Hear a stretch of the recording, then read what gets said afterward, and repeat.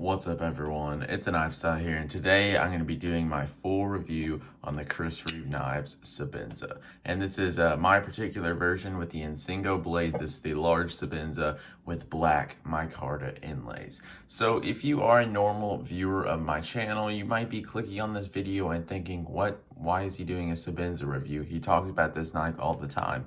And the truth is, I have never reviewed a Sebenza. I've done an overview, I've done discussions, comparisons with them, but I've never actually reviewed one. And the reason I haven't is just because I feel like I'm almost not to the point where I can justify a review on one, but I have been using this a lot. I've owned this knife for probably 6 or 7 months, and I've carried this a lot around my house, and I just started carrying it for probably 2 or 3 weeks straight and just using it a lot. So I feel like I definitely have enough use and time with this knife to give a full review on it. And I actually had a Sebenza 31 before this, but I ended up picking up this 21 just because I enjoy the Insingo blade a little bit more than my drop point, and this one has inlays, which I like a little bit more. So yeah, that's why I have never reviewed the Sebenza, and I have done multiple takes on this video just because I feel like I got to do a really good job with this one, because this is one of the most important knives, one of the most controversial knives ever.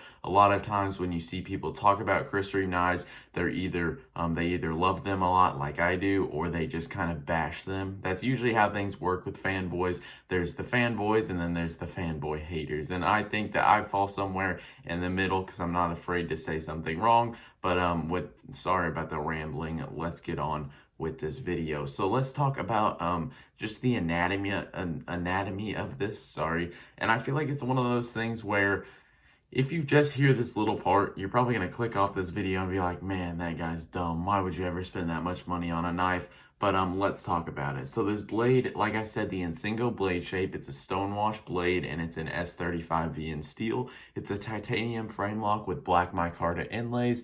It is a tip-up, right-hand only deep carry pocket clip. It's made in Boise, Idaho, in America, of course, by Reeve Knives, and it will run you. This one will be about $550. But the plain Jane version, basically the one without inlays, and then it has blue accents, that will be about $450 if you get a singular thumb stud on your knife, which most of them come like that. But you can get double thumb studs. I believe it's like $25 extra.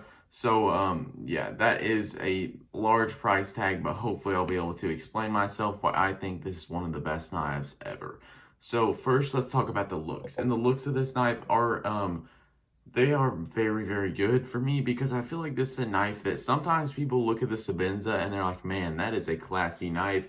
But I'm going to say some things that really you'd be like, wow, that's a workhorse. Because, I mean, it's got a thick stock, it's got a thick handle, it's a nice and beefy knife with a good lock. And so I feel like this is a knife that I could see someone carrying, maybe if they're wearing dress clothes, someone even carrying on their wedding, or someone also carrying to a job site, using it in a construction job, really just beating it up a lot. And I fall somewhere in the middle between those two. And so this knife, it looks really good, and it's just perfect for me. I feel like the inlay pattern on this, some people like the inlay pattern on the new 31 a little bit more. It's pretty much just one solid inlay going across, and I think this one looks cool too. You don't really notice the gap between these in your hand, but I feel like it's kind of an iconic pattern, and I just really like the looks of it. And the stonewash on this blade is probably my favorite finish. Or just like a polished stonewash just looks so good, and it's also good with use because, I mean, the whole thing's pretty much scratched up, and so it hides scratches very well. Also, this top wedge here has like a vertical satin finish from when they ground it, and I really think that vertical satin contrasts really well with that stonewash finish. This is just a good looking knife. Also, the bead blast with use and wear, usually you just get some snail trails on it that look like that. The inlays actually kind of hide a lot of the snail trails that happen towards the middle, but you still get some on the side. So I'll talk about that later with the spa treatment, but I do think that a well-worn Sebenza looks good, and I think it's cool to see the wear over time on one. So overall, with the looks, this is one of the best looking knives that I own. I forgot to do a size comparison, so I apologize about that, but let me throw some up really quick. Here's the Gale Bradley 2 on top, and there is probably kind of an illusion because it's a little bit of a slanted background that I'm showing you on, but there's the Umnuns on the bottom. Here's what I've been carrying recently, the Native Chief, and then we will throw a PM2, and then an LUDT. But yeah, pretty big knife. I believe it's a 3.6-inch blade, which is definitely a full-size knife, and so it's to the level where I would not carry this in gym shorts, but it fits perfect in jeans, and I have like a pair of shorts that are more robust than gym shorts that are still lightweight, and the Sebenza carries very well in that one too. So yeah, the size, it's a full-size knife, I'll say that, and I actually have a small, but it's at the Chris Reeve Knives factory getting a spot treatment, and that's the small Sebenza is smaller than you think it is, and I'd say the large Sebenza is larger than you think it is. So that's why everyone always wants a medium Sebenza. I want to be opposed to it, but I don't think it's really going to happen, at least not in the next 5 or 10 years probably. So next, let's talk about the blade of this. And this is where it gets kind of controversial with the blade. So S35VN is the steel on the Sebenza, and a whole lot of people flip out about this because they're like, well, I can get a Wee knife made in China or a Riyadh or something in S35VN, a titanium frame lock with, and it's fun to play with for $200. And everyone always brings that up, and basically how the Sebenza is absurdly overpriced compared to these other two knives. And I feel like the kind of mentality that they get from a lot of the content creators, and I guess you could call them influencers like me in the world, is when people review a Sebenza, I feel like they understand the quality of it and the work that goes into it, but they can't really back it up with an explanation, so they just say one word, and that word, you guys probably know it, is tolerances. So my goal with this video is not to be your average Sebenza review and not just say, oh, well, it's got tight tolerances, so that's why it's $200 more, and really just show you all the details on this.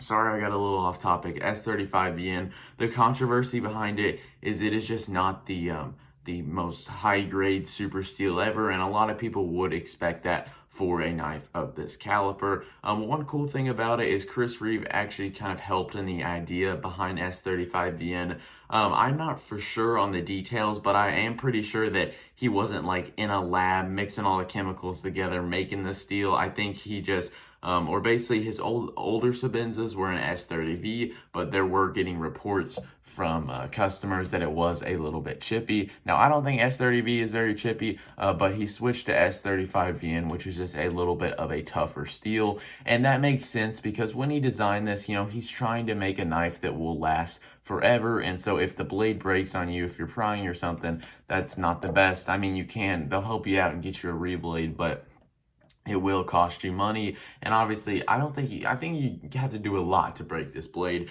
But S35VN, it's probably the better choice from a manufacturing standpoint, or at least a warranty standpoint, because it's going to be a little bit tougher, and it's just going to be, you're going to have a little bit of insurance and not really run as much of a risk as, let's say you had a K390 blade ground to 10,000s behind the edge, or Maximet just super thin. That would be a very good performing knife, and it would make the Sebenza amazing for me. But you got to think about the people who are really hard using with these knives, prying with them. And so I understand the philosophy of them, but yeah, would I love the Sebenza to be an M4? Yes, I would. An S35VN, it's a steel from a user's perspective. For me, that is completely fine. You know, when I just use it, I feel like I have to strop it up more than I have to strop up other steels, and it kind of loses that fine edge pretty fast, you know, that hair shaving edge, but it does hold a working edge for a very long time. And so from a user's perspective, S35VN is good.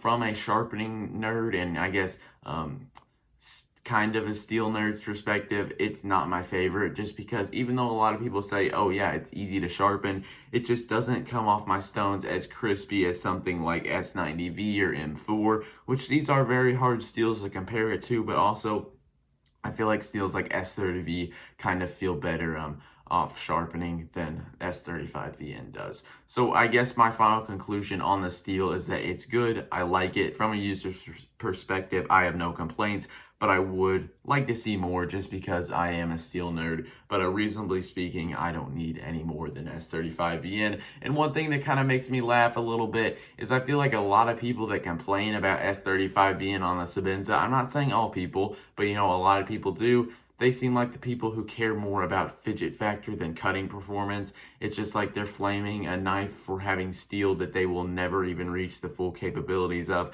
So I just think it's kind of something to think about. And people that I watch and really respect their opinion, who talk a lot about S35VN, they will kind of target out Chris Reeve knives. They'll be like, yeah, this steel kind of performs similarly to S35VN, but it's not as good as Chris Reeve S35VN. So I believe the heat treat on these is 59 to 60, or they might have upped it to 60 to 61, but I'm pretty sure that it is in that range. I guess I'll just say 59 to 61 and play it safe. But yeah, the heat treat on these is good. It always comes good off my diamond stones. I usually like to leave a coarse grit on this, and so I'm okay with this steel. It's one of my favorites, and from a user's perspective, I have no complaints with it. Let's talk more about this blade because there is a lot to break down. Let's talk about the thickness behind the edge, and this is actually a hollow grind on here. It's a deep hollow grind. Basically, I believe it's a 10-inch contact wheel that they grind these things on, but we're looking at 18.5 thousandths behind the edge. I'll just round that up to 19 thousandths. So it is under that 20 thousandths mark, which if you guys aren't familiar with this, your average Spyderco is, your average full flat ground Spyderco, usually from Golden, Colorado, is 20 thousandths behind the edge, like your PM2, Shaman, Mannix. I guess that's really all that come to mind. But 19 thousandths behind the edge with the hollow grind. This thing actually cuts better than you think it would, but I do wish that it cut a little bit better. So, but I understand why it doesn't. So the hollow grind, what that does and how that helps in cutting performance is basically when you use a flat grind, let's say you're cutting through cardboard, which is something I do a lot, as you make your cut, the surface of that cardboard, since it's just a flat grind, is rubbing up the entire length of the knife throughout the cut. Like there isn't a spot on this knife, unless there's an uneven spot in the grind, there isn't a spot that isn't getting touched by that row of cardboard. But with a hollow grind, when you cut with this, it basically hits this part, but doesn't really make contact until somewhere up here. And that is very good because it's just less resistance in your cut, so you can do a lot more cutting with it. So I really feel like a lot of people think the Sebenza is thinner behind the edge than it actually is, just because the hollow grind is a very well done hollow grind and it really performs well. Would I like this thing to be 10 thousandths behind the edge? Yes, because I really like knives that are thinner behind the edge and cut better, but I don't necessarily need that. And like I was talking about with S35VN, you got to think about it from Chris Reeve's perspective when he was designing this knife, because if you look at this sharpening choil here, you can see that hollow grind, how it's the same thickness all the way up to like where my fingernail is. So imagine if that was 10 thousandths behind the edge, just that little slim piece of metal, you could maybe run into some durability issues, which he obviously wouldn't want in a knife he was designing to pretty much last forever in any kind of environment. And so I understand it. I would like it to be thinner. Maybe I'm just throwing this out there, but maybe on my small Sebenza, I'll get a regrind on that and really just make it cut really well. But I mean, 19 thousandths, a lot of people would look at that and be like, man, that's good, really good slicey knife. But I guess I'm kind of a snob when it comes to edge geometry on my knives. So one more thing I want to talk about with this blade is the Insingo blade shape. So you guys are probably curious why I switched from the drop point to the Insingo. And first I want to say that I have a video just talking about this, and I still believe my same thoughts that I said in that. But the Insingo blade is my favorite blade shape. Not out of Chris Reeve's blade shapes that he offers, but out of any blade shape out there in the knife world. Let me tell you why. So one, this tip is low, and what that does is it's very good for utility cuts and you get a lot of power behind it. I was carrying the Untitled for a week or two, probably like a couple weeks ago, and I was doing a lot of utility cuts with it, and it was just kind of annoying because I would have to raise my wrist up really high to be able to access that tip, to the point that I was just trying to do the utility cuts with this belly right here, which actually didn't work it was actually fine how it worked. But what the Insingo does is that tip is so low that you guys won't be able to see this very well, but the tip is already touching my table right here, and so I don't have any issues. Like, my wrist is barely raising up, and you still get a lot of power behind that cut just because you're not having to lose power when you raise your wrist. And so I really like that. And you might just be like, well, if you like a low tip, just get a Warncliffe. The reason that I like this more than a Warncliffe is because it has this gradual belly throughout the blade like this. And what that does is that just basically aids in the slicing tasks of a knife. Like I said, I do a lot of easy EDC tasks, and I do a lot of cardboard cutting, so I'm cutting like that a lot of times. And the cut that is just amazing with this Insingo blade, like if you have an Insingo, you got to try this cut. Basically, take your cutting material and push it in like this, and basically push it all the way to the end, and that belly does a whole lot of damage into that cutting material, and really you don't have to use much effort at all. And then take it from there and go back like this and just let it catch that belly again, and it is one of the best cutting techniques I have with any knife that I own. And there really isn't a piece of cardboard that hasn't survived from doing that. So it is a little bit corny talking about how much of a cardboard destroyer I am, but this Insingo blade, it's so good. Some people say it looks like a bird's beak. I can see it, but I think it makes up for it with this grind. I just think that looks really good. And yeah, it's such a functional blade. One of my favorite knives to use, and I just feel like that it's just such a good blade. I feel like a lot of other hard use knives out there, they have, thick saber grinds that are like 25 thousandths behind the edge. And truthfully, you don't need that. This is one of the most functional blades out there for EDC, and could really fill over to that hard use category.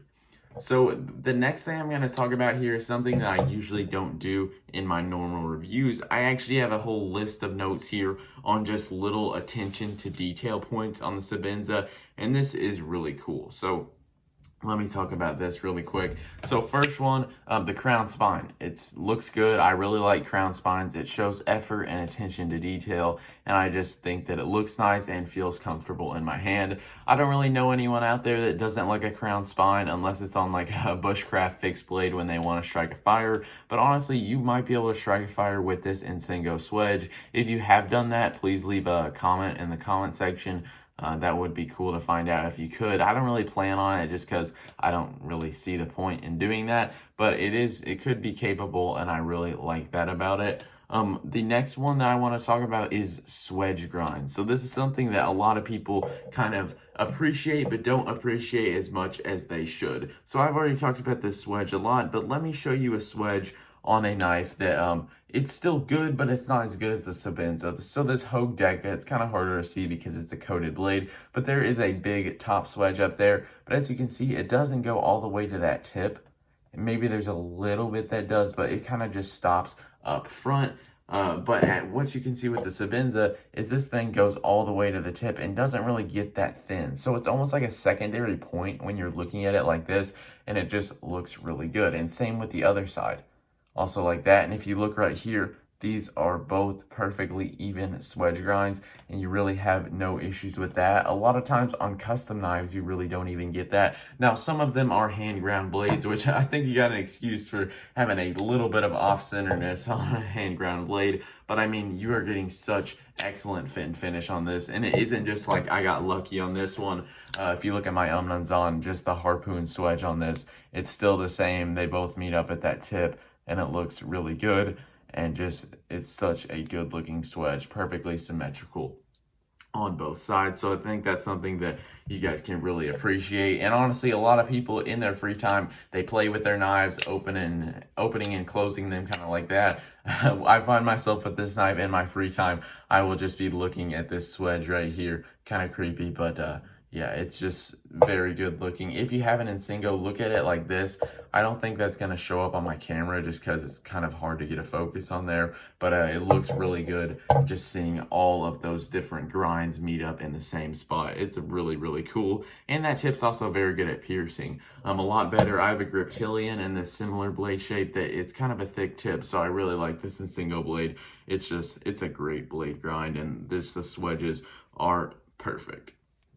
Next, let's talk about the sharpening choil on this. I already kind of mentioned it, But looking at this, this is probably the best sharpening choil on any knife that I probably own. Unless it's like a big finger choil in the blade, you don't really get much better than this. Just look at how much room you have sharpening. So I freehand sharpen if you don't watch my channel, and so sometimes you have an issue of bumping this part up into the side of your stone, and you can maybe scratch it up, but you don't have that with this knife because you definitely have a lot of room. And I don't think you're going to do that unless you are sharpening out of control, and that, I guess that's a lesson for you to just chill out a little bit. But also, as I showed you with this hollow grind, you are not going to get a smile on this choil for a very, very long time. It's just you're going to be able to sharpen all the way up to here. This is so many years of the life of your knife. Just, I really don't see an issue coming into play. I feel like probably 95% of your knives, if you sharpen them the same as this and you sharpen this all the way up to here, they would just be completely useless, and it'd be like cutting something with a pencil. Like, I feel like this Sebenza, this hollow grind just stays so thin throughout this that it's going to last you a really long time. And I feel like that by the time, if you use the Sebenza, sharpen it enough to the blade's completely gone and you are reasonable like me and you're not removing too much material and it's all snail trailed up, I think that that would be a cool collector's piece, you know, kind of a badge of honor, and you'd probably be perfectly happy to get another one. And the truth is, you'll probably already have like 3 Chris Reeve knives. I remember I bought my 31 with the intention of just buying it and never buying it again. Now I own this Sebenza, a Numnanzan, and another Sebenza. So yeah, the collection just keeps growing. My dog just barked, so sorry about that. But let's talk more about the attention to detail things. So the hardware on this is another thing that is just amazing. It's all the same size all the way around, so you don't run with any issues, or it's like, oh, I got my T8, then I got my T6, and then they go everywhere on your table, and you're trying to find which one goes where. This one is perfectly fine. That's not that much of a complaint, but the actual screws are also really good. Very deep screws, and you never really run the risk of stripping them. I have stripped Allen keys before, or Allen screws before, because I haven't put the Allen key all the way in. I've put it in a little bit and then just kind of rounded off the top of there. So just be sure that you push it all the way down. These are very deep screws and very nice. You can actually hold the knife like this, and the little tool that they provide won't come out. Yes, like I said, they provide a tool. It's a Weehaw Allen wrench too, which is nice because they make really nice screws, some of the best, and my disassembly tools are always Weehaw's because they are very good.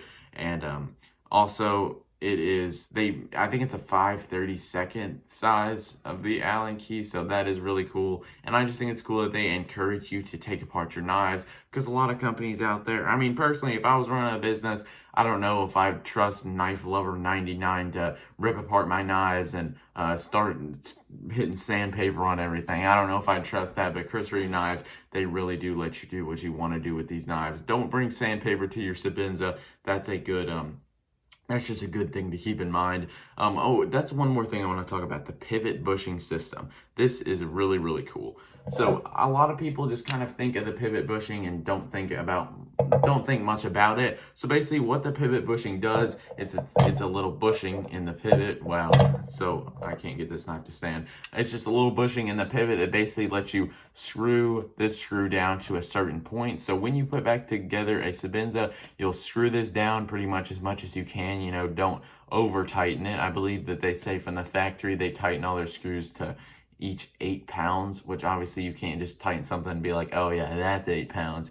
But the pivot bushing, basically what it does is when you tighten that up, it's pretty much, or at least all the times I've taken this apart, it's perfectly centered, no blade play, and solid action, and you are good to go, which I really like because I don't like to take apart my knives that much because I feel like I'm always going to mess something up. I know a lot of people are good and they can take apart any knife and then it turns to a drop shutty machine. I just don't really care about action that much, to the point that I want to constantly maintain my tools to keep them where they are the most pristine, drop shutty things in the world. So yeah, I feel like that the pivot bushing system is really cool, but also it takes some very precise tolerances. So companies like Spyderco have used pivot bushings in the past, and the issue with companies using a pivot bushing, like these high scale production companies, is the fit and finish issues that come with them. So basically, like I said, this screw can't screw down anymore from this particular point. And so basically, if that pivot bushing barely sticks out farther than the washers attached to the blade,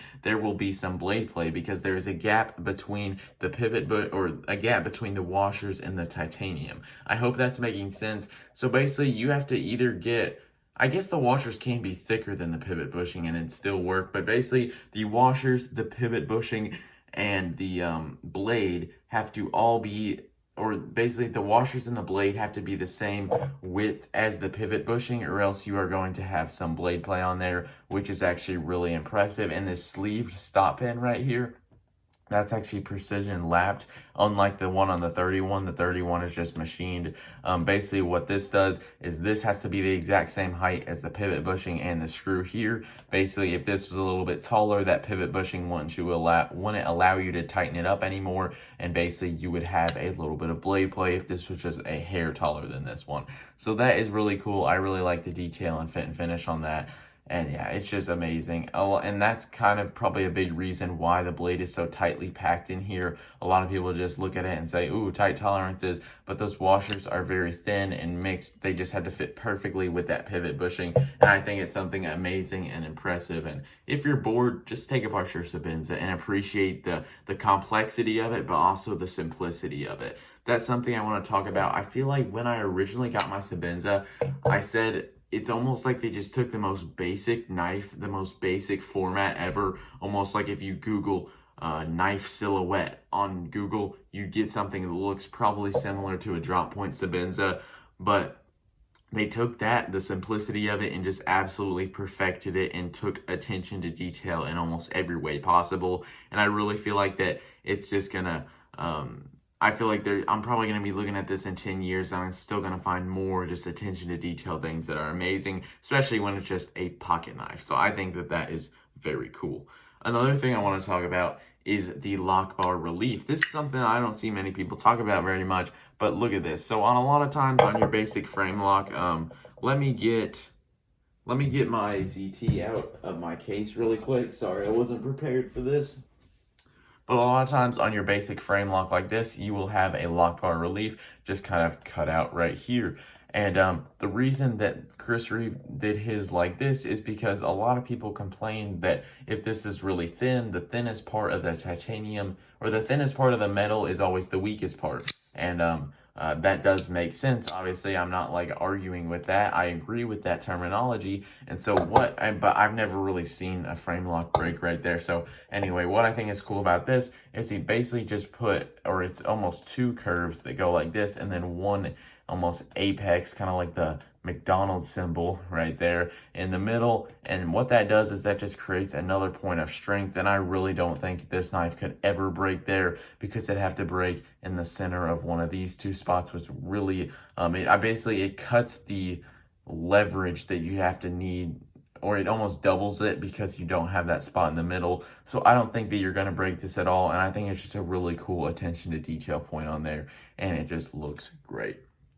The next one I want to talk about is just kind of the inlays and the chamfering on this. So if you look at it here, it's very clean. You know, a lot of people might just say, oh yeah, you can program a CNC mill to do anything you want it to do if you're good enough. And I mean, I kind of agree with that, but I still think it's something to look at. So just a very straight chamfering on this. It does kind of curve out a little bit here, but here's what I want to point out. On this lanyard hole right here, there is a little bit of a bump right there on the chamfering. And that's just because if there wasn't that there, it would just probably be a very, very thin piece of titanium, which maybe could break.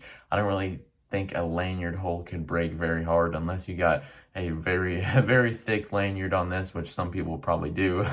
And I think that that's really cool, and it's probably not necessary, but it does show attention to the details. And same with the stop pin screw. They did that right there, which is also cool. And also up here, I think that this just kind of gradual chamfer up top looks good. Kind of apexes at the top right here, and they both meet up at the exact same spot. And I just think that it looks really good. This could probably break a window for you if you're in a situation like that, just because it's kind of ground. And if you have enough adrenaline pumping and strength, you could probably break a lot of things with this. So that is cool. I don't really need it, but yeah, it is there. Also, the inlays. One thing I don't think that a lot of people notice on this is it goes from the chamfer to the inlay in very like kind of the same motion almost. And what that does is it makes this whole thing feel like a big chamfer. From the top of the inlay to the side of the scale, it feels like it is chamfered, even though when you look at it, it's just one chamfer going like this, and it's just super comfortable and feels really good. It's kind of like the phenomenon with the Gale Bradley 2. So what he did on this one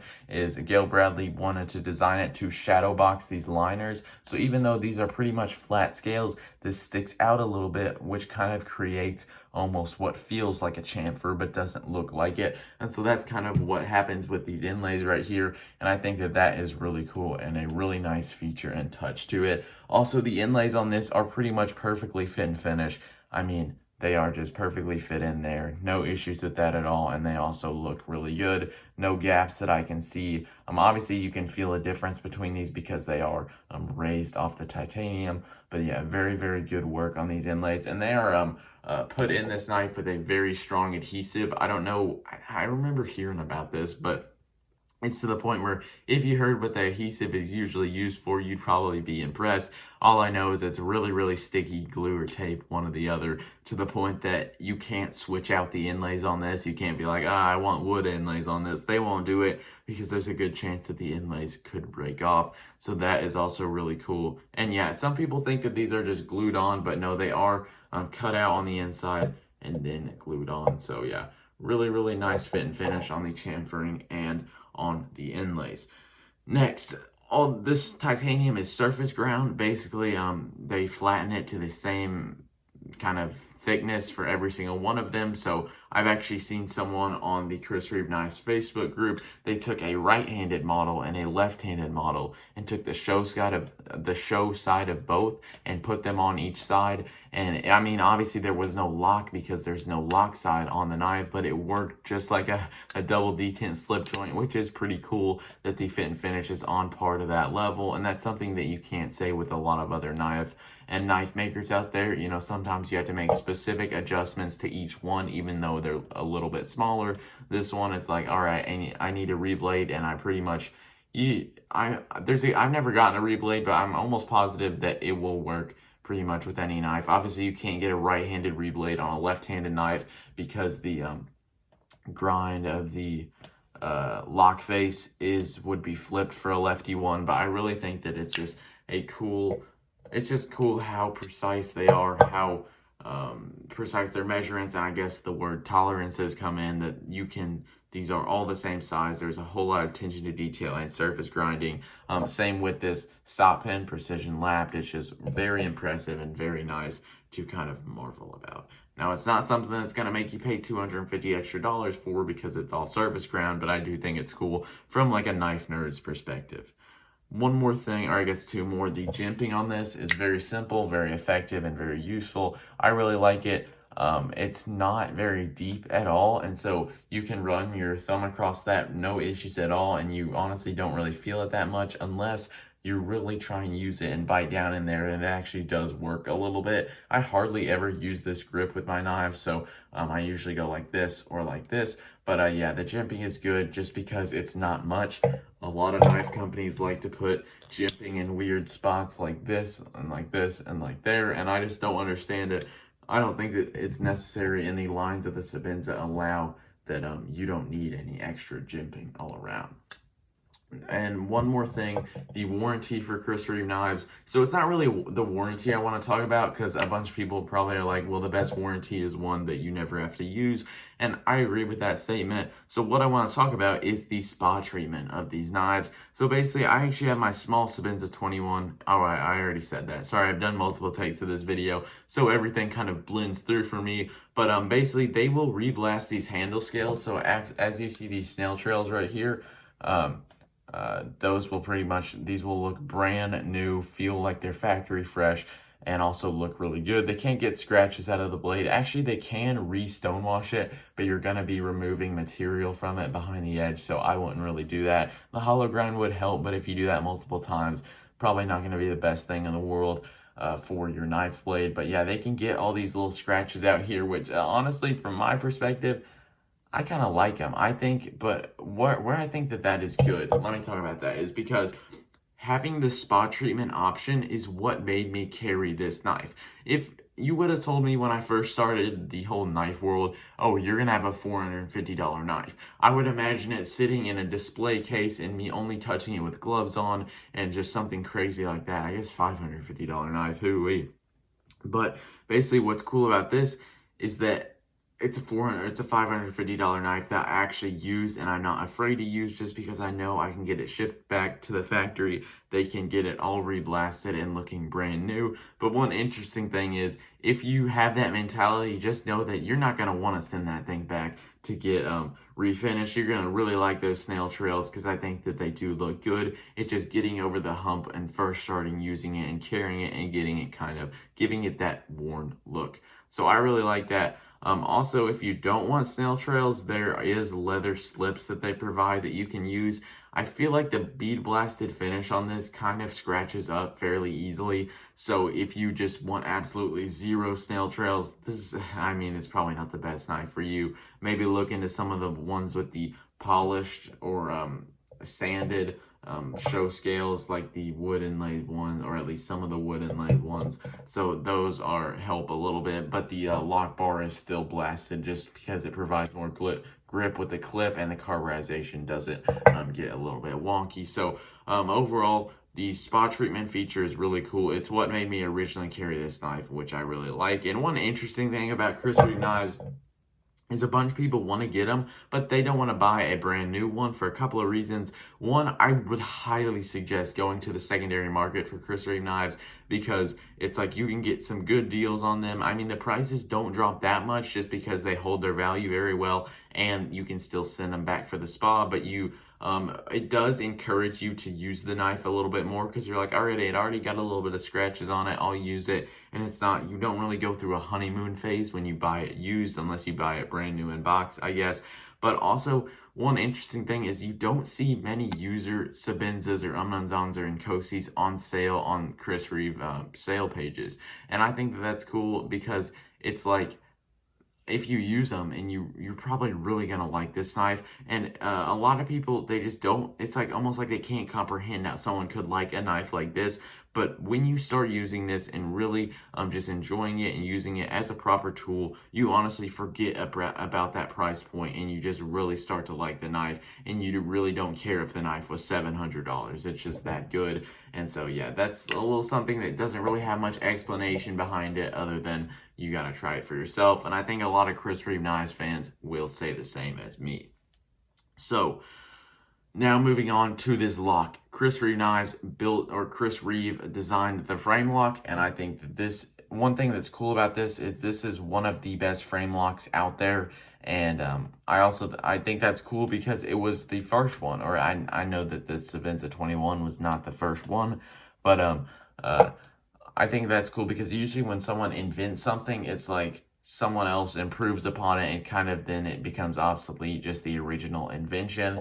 And this one, it's still going good. It's one of the best locking mechanisms ever. And they also carburized this lock face. I don't think that's going to show up on camera. I believe it's carburized. I always get those words mixed up. But basically they heat it up, harden it a little bit, and so it just makes the wear over time last a little bit longer, and it's just a little bit more of a secure lockup. The new 31s and the Umnanzans and the Inkosis have a ceramic detent ball lock interface system. Basically, there's a detent ball on the top of there that interfaces with the lock. And that is good. I like it, but there's something about just the titanium, the like hardened titanium on the steel, just that kind of a lockup that I really like and really enjoy, and I think it's really cool. Also, there's like hardly no lock slip with this thing. A lot of locks, especially the cheaper ones, you can move over with this, but no, I pushed that over till my knuckle was turning white, and no lock stick at all. Very, very good and secure lockup for this ZT. Once again, fingers turning white. You heard that lock stick right there. So it just shows you that this is a very well done frame lock. And I've actually never seen a Sebenza at 100% lockup. So that is saying something. These knives will last for a very long time. And I think that 31 or 21, whichever one you get, you will have a very, very well done locking mechanism, which I think is good. But I kind of like the one on the 21 just a little bit more. Oh, and one more thing I want to talk about is the lockup on these is later than your average knife. A bunch of people are like, oh yeah, 5% lockup, that's where it's at. I don't like that. I feel like it's a far greater chance that the knife will fail with pressure to the spine on it. But this one's actually earlier than a lot of my other ones, but I'd say it's at like 60% lockup, and I've never seen one at 100% like I just said, and so I think it shows you that these don't wear very much over time. If you look at the Untitled, it's a little bit longer or a little bit of a later lockup, just because that ceramic detent ball is contacting it's actually contacting it earlier, so it looks later than it actually is. So yeah, I feel like the lockup on Chris Reeve knives, a bunch of people freak out when they see it being so late, but I think that is something good, and it increases the strength of your knife. And also frame lock, it's a very smart design, because you're holding it like this, you are holding down that lock more and making it stronger, which I think is cool. People will spine whack these, and obviously if you put pressure on the spine, this has the tension or the reaction to go like this, just because it's at an angle pressing on this lock. And so no, this isn't a triad lock, but holding it like this does promote the strength, which I think is a cool thing. Now let's touch on the ergos on this knife. So if you look at the ergonomic lines of the Sebenza, they are just very simple, but also very effective. Like it's just a very simple back like this, and if you look at it here, one small finger groove and then just straight. And what that does is you can hold this in pretty much any grip you really imagine, and it works very well. One of my favorite grips is this pinch grip. I'll put my pointer finger right there, my thumb kind of on the pivot screw, and I can do great utility cuts towards me, cuts away from me. And I also do some pretty hardcore cardboard cutting with that. But also the hammer grip is really good, just because this mostly straight back puts the pressure into strong parts of your hand, like up here and down here, and just kind of, instead of knives with a hump like this, that puts pressure, like kind of a pressure spot in the middle of your hand. What this does is it just kind of evens out the pressure throughout your hand, making it easier to do cuts like this, which I am a big fan of. So yeah, ergonomics are some of the best on any knife that I own, and the inlaid versions actually do thicken up the knife a little bit, and so it is more comfortable with the inlays, just because it fills out your hand a little bit more. And so plain Jane or inlay, whichever one you go, I think they are both comfortable, but honestly the inlays are just a little bit more comfortable on your hand. So for the carry of this knife, this is this pocket clip right here is the best pocket clip. You know, I don't really have anything else to say. The best pocket clip on knives in its price range? No, this is the best pocket clip ever on any knife that I've owned. Here's why. One, this double retention point is a cool concept. Basically, a lot of times with knives, if it's clipped like this, it still will have the tendency to wobble around, but that double retention point just kind of gives it a little bit more retention on that pocket. It's kind of self-explanatory, but a very useful clip, very nice. Also, it has good clip tension. It slides in and out of the pocket very well. A lot of knives, like my Spyderco, or I carry a ton of Spyderco, so I put these in my pocket and pull them out all the time. And a lot of times I'll have to hold my pocket and then slide it in, but with this one, I can just straight slide it in like that and have no issues with it, which I think is pretty cool.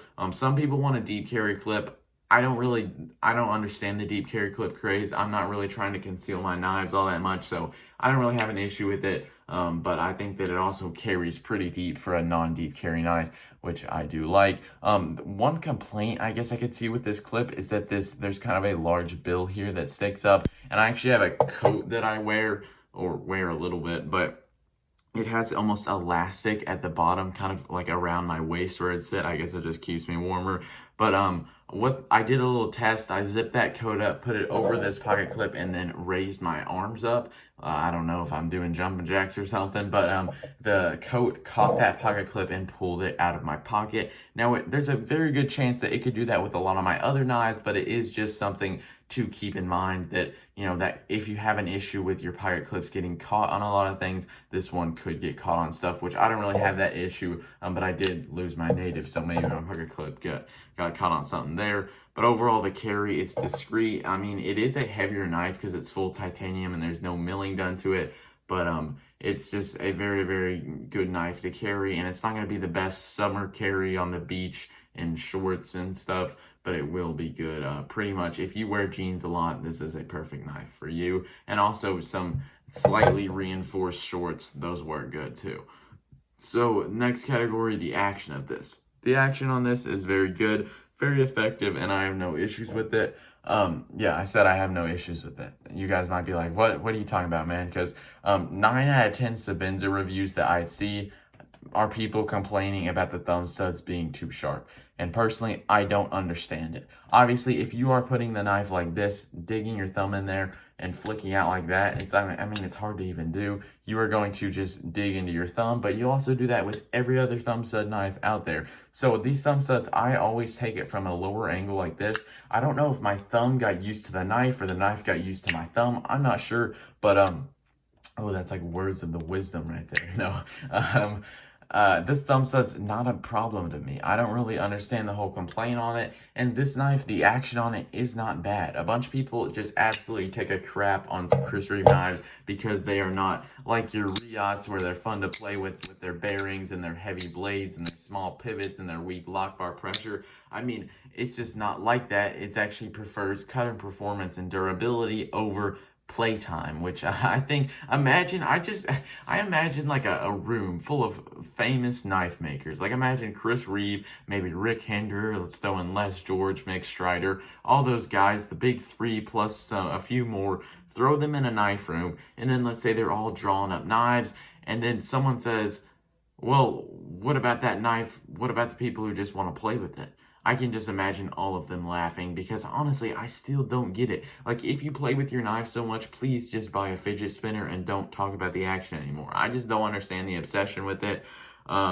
Maybe we could call it OAD, obsessive action disorder. I don't even know. It's just like, I don't understand the obsession over Sorry about that. It cut off because it turns out when you record a video for 45 minutes straight, your phone tends to run out of storage. But just to wrap that little rant up there, I don't understand why people obsess over the action of a knife so much. I don't think I'll ever understand it because a lot of knives just use weak lock bar pressure, loose tolerances, undersized pivot screws, and heavy blades to achieve a drop shut action, and I just don't think it's as impressive as people make it out to be. One thing about the action of the Sebenza that is cool that I personally really enjoy is the detent on it is very light, as you can see there, and what that does is it makes it very, very easy to slow roll like this. It's not going to be like some of those knives, thumb studs with a strong detent where it kind of kills your thumb, but I mean, you can flick it out very easily. You can do that with the Sebenza.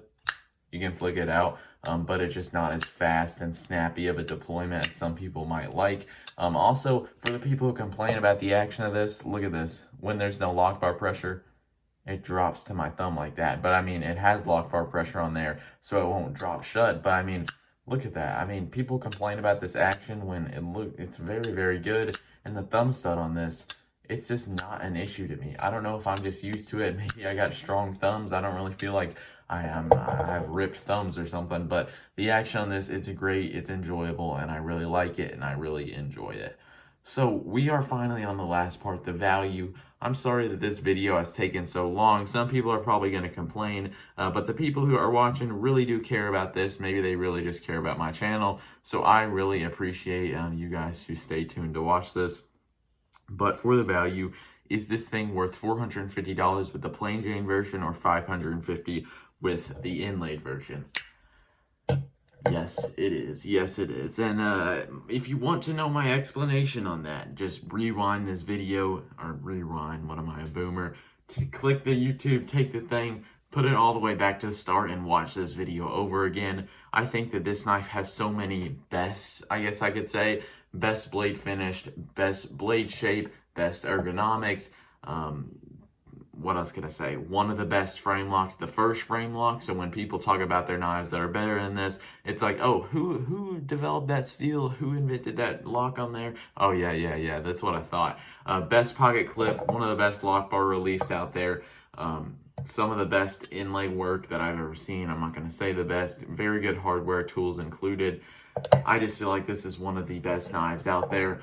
And honestly, this is a video that I've been in the process of making for probably a month straight. And a lot of people might be like, oh wow, that must take a lot of time. And yeah, it has, because I've seen some recent videos from people that I watch. I'm not going to call them out, but it's basically just people talking how Chris Reeve knives are overpriced and kind of just bashing them a little bit. And I watched that video, and the first thing I did, I came in here, made a video, recorded it, a 40-minute Sebenza review. And so I probably have like 5 or 6 of these Sebenza reviews that are just stupidly long in length. But that is going to do it for the video. I think it's worth the money. I think it's worth every single penny. I could see myself doing this YouTube thing 10 years later, talking about how much I love the Sebenza.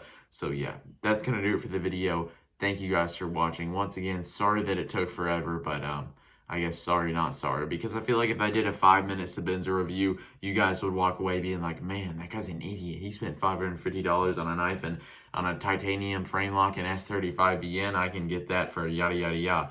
But yeah, that's going to do it for the video. Thank you guys for watching. Don't forget to like this and subscribe if you're new, and I'll see you guys in the next one.